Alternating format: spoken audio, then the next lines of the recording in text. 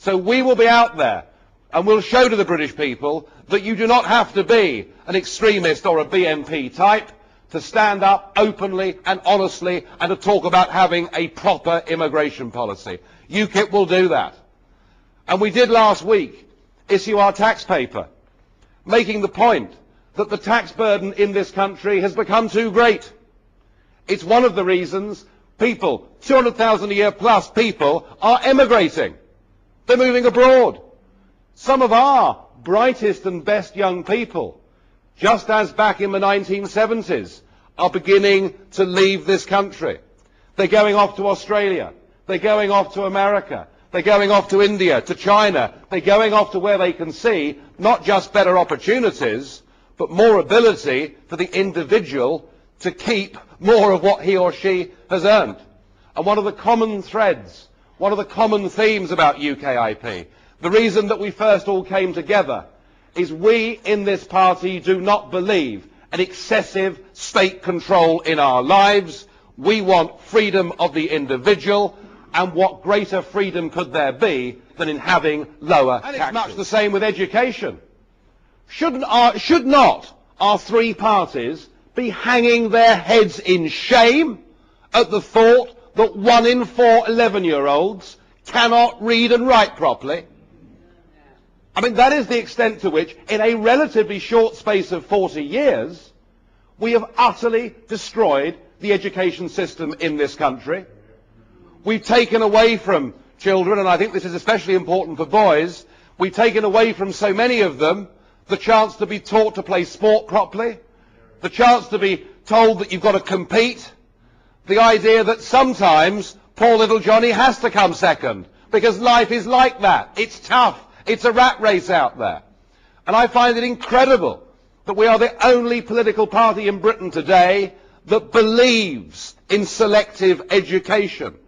We believe that Britain's brightest young children, and especially those from the poorest backgrounds, doesn't matter if you're rich, does it? You can choose the public school system, the private education system. But we believe that those bright people from poor backgrounds should be given the opportunity to have a grammar school education, should be given the opportunity to make the most of themselves.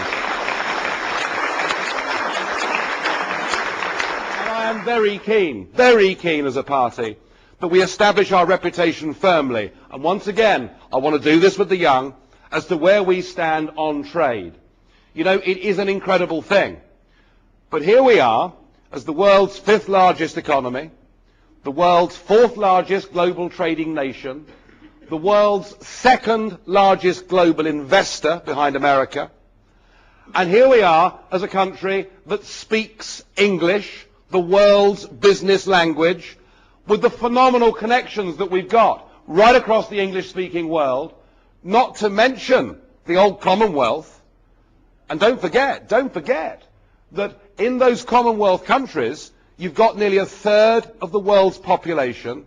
So despite all of these comparative advantages, we as a nation are and have been forbidden from doing trade deals with other countries.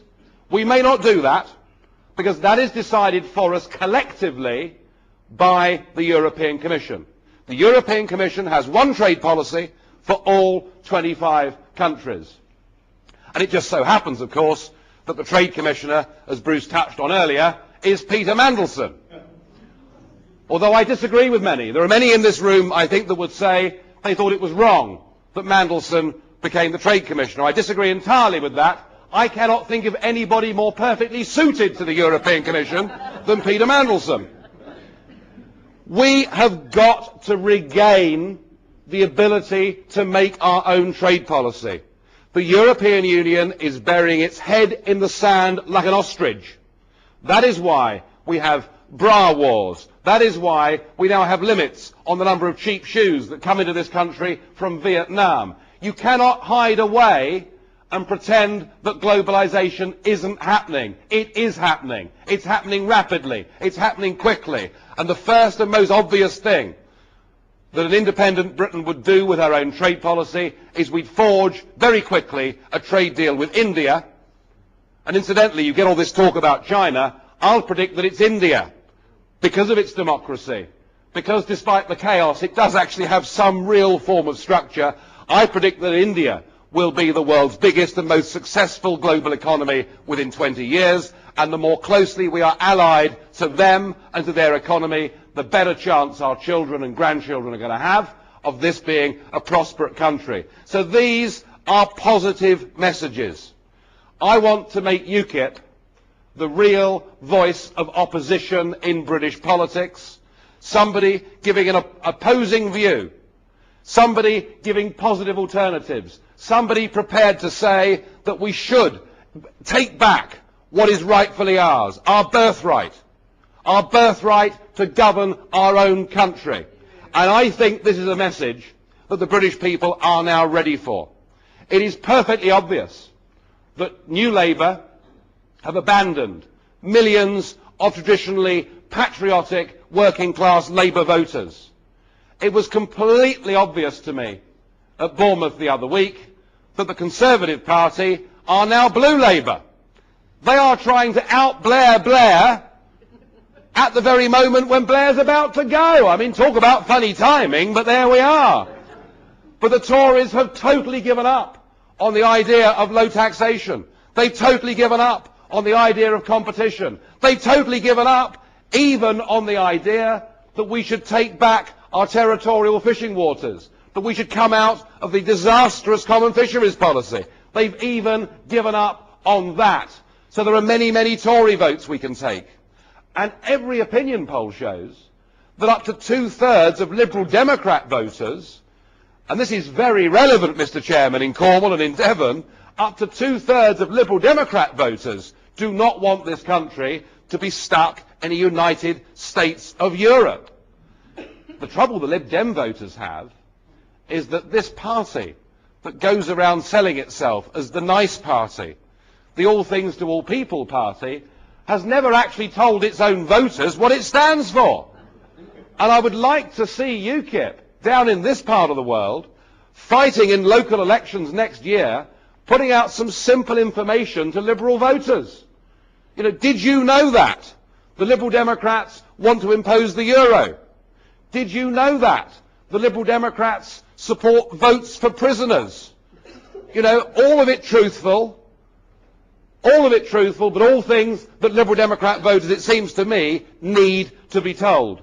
So there is a massive opportunity out there for this party. However, there's a lot the party itself has got to do. And we've got to turn this party into a disciplined and professional political machine. And I'm going to do all that I can to choose the right people, to get a team around me of people that I trust to get on and do this job. And I'm confident that we can create the right vehicle. I'm confident, as you've seen already, that we're developing the right policies that really will hit home with the people of this country. But we cannot do this, and we will not succeed at this, unless those of you who feel as we do something rather unusual and be a little more perhaps like the French than we're used to. And I say that because whenever one thinks of the French, they're actually rather good, aren't they, at standing up and fighting for themselves. And one of the difficulties with the English is we too easily let this stuff wash all over us and become negative. Well, there's going to be no negativity about UKIP. We've got the political wind with us. And I would say to all of you in this room, if you are already members of this party, supporters of this party, and I would say equally to those of you that aren't members of this party, if you agree with what you've heard this afternoon, then don't you owe it to yourselves? Don't you owe it to those that went before and were prepared to sacrifice everything in 2 world wars? Don't you owe it to all those people? Don't you owe it to your children and grandchildren to at least stand up and fight? If you agree with us, join me. Fight!